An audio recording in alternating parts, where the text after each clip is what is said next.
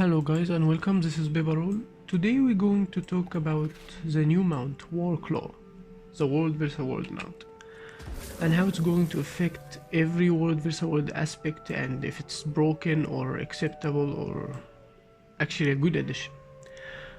So I'm not going to talk about the real cheesy way to utilize this in like group fighting or whatever, but I'm gonna mention it anyway. So, and there's actually some aspect to it in like larger Zerg fights and group roaming and even solo roaming.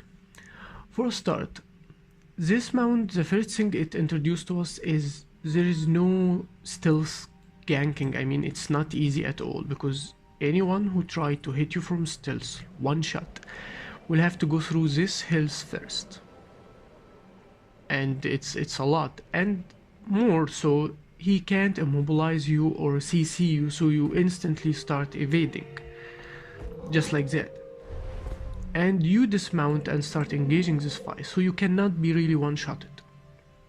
And I think this is actually good because too many people was complaining about one shot instantly from stealth, dead eye, mirages, and now this is kinda just not possible if you have the mount.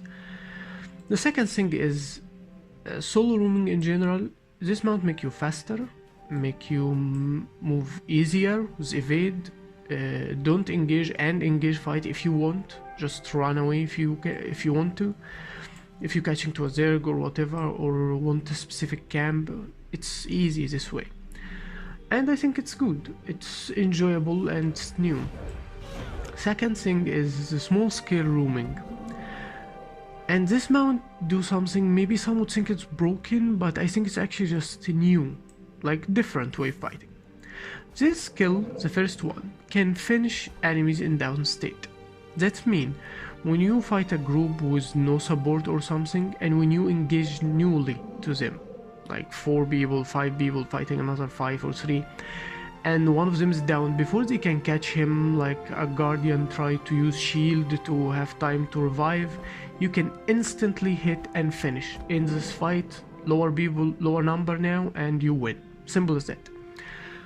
Second way is, that's a cheesy way to fight, but if they have a thief they can board with short bow away from you,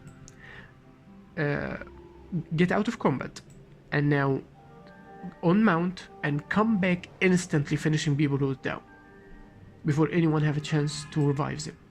Of course, if they have like a support firebrand or a scourge, he could be faster than a thief doing this, and thief could already save stumble, shadow step, so I mean it's just cheesy. I don't think it affects the gameplay this much. It's not a big deal.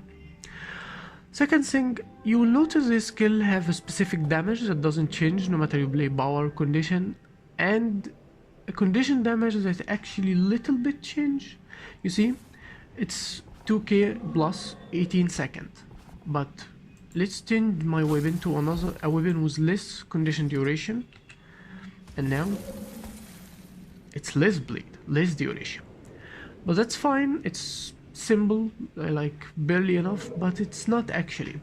You see, this is the strongest version this skill will ever hit on a condition ranger, because condition ranger have this trait: when bleed, do 33% more damage, and when you have like 100% uptime bleeding, once you hit a foe with it, now the bleeding is your bleeding.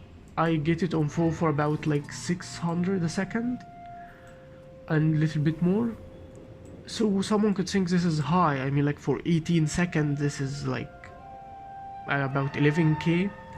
Yes, but it's easily removed, and comparing to the power damage also, it's not a big deal, and it's actually like small radius and really well telegraphed, so it's not a big deal. I don't think it's a problem at all. I think it's maybe get nerfed or like the bleed removed or made like one stack in the future, but I don't think it's a problem now, like at all. And only condition player will have it have this much damage, but and this is on a ranger.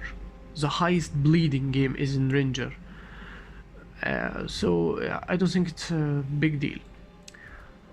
Second, I'm not going to explain the skills and how much they affect, but how much they do in fight, but let's say how much they can be utilized. I mean, this skill, for example, chain ball. You connect 3 mount stops to a gate. They can ball it. It's kinda slow, but it's damage for like 2k, so it's much less than RAM and it consumes supply. But if you have a huge Zerg, they can keep switching between gates when they have no supply more, so goes really fast through it. Too much damage. Again, I think it's more fun than actually real. I didn't see it utilized this much except on small group actually. When you barely have supply for RAM and you wanna go fast and people try to stop you and then use a siege disabler on the RAM, so it's fun and not have this much impact. I think it's really well made what ArenaNet did with it. This skill sniff have 1 minute cooldown, so it's really long, and we already had a siege target benter, so I don't think it's maybe did the same thing, like no problem at all, and doesn't reveal stealth people, so good on them. Second, the last thing is when you are in Zergs, you can't mount in combat, so you can only catch to your Zerg fast. You can try to go away from the other Zerg if they're catching you. If they cut you between you and your Zerg from the way you're coming and try to go around them with evade, it's just amazing. Like, look how it's moved.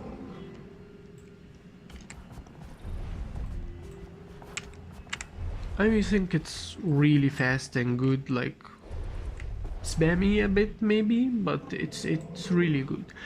And you can get damage after that, so I think it's different, like makes the world versus world fighting kinda new and different one we used to, when you keep getting frustrated so you can't catch your Zerg. If you're not on a roaming build like a Scourge who only focus damage, or a staff AD, people can catch you really hard, like you can't run. I mean, C4 Mirage doesn't feel it.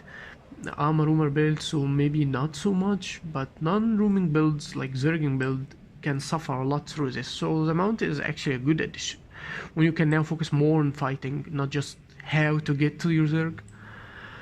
Yes, there is some utilizing weird, like going to the inner of Stone Mist, immediately just spamming and wave everyone to get your Zerg and stuff like this, that no one could really do when people keep pushing. Except maybe, I don't know, not even a Thief. I mean, he would hit through stealth. So the mount maybe a special addition, and there's something to it. If you don't use the evade good, you will be knocked down. When your mount die, you will take a full CC, crowd control completely, disabled, knocked down.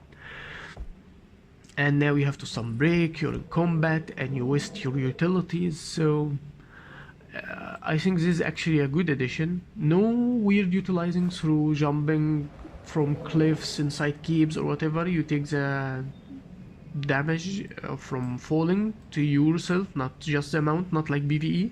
I think everybody knows that about now.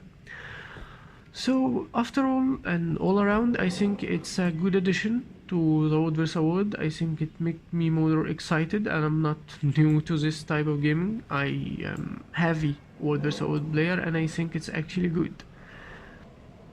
It's changed a lot in fighting, especially small groups, because of the finishing. I think this skill is the biggest thing in it, because of the finish part, and it's completely safe, non-stoppable. You can't CC anyone on mount, he will hit it and he will finish people.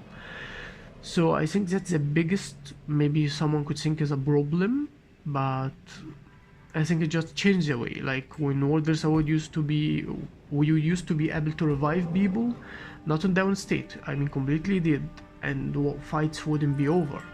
But that changed when they removed it. You can only revive down people, or if you're out of combat. And everyone thinks it was a good idea. Maybe this will make fight shorter sometimes, but it's just a new way to fight in World vs. World. That's all for this video. I hope you liked it. Subscribe, like and share.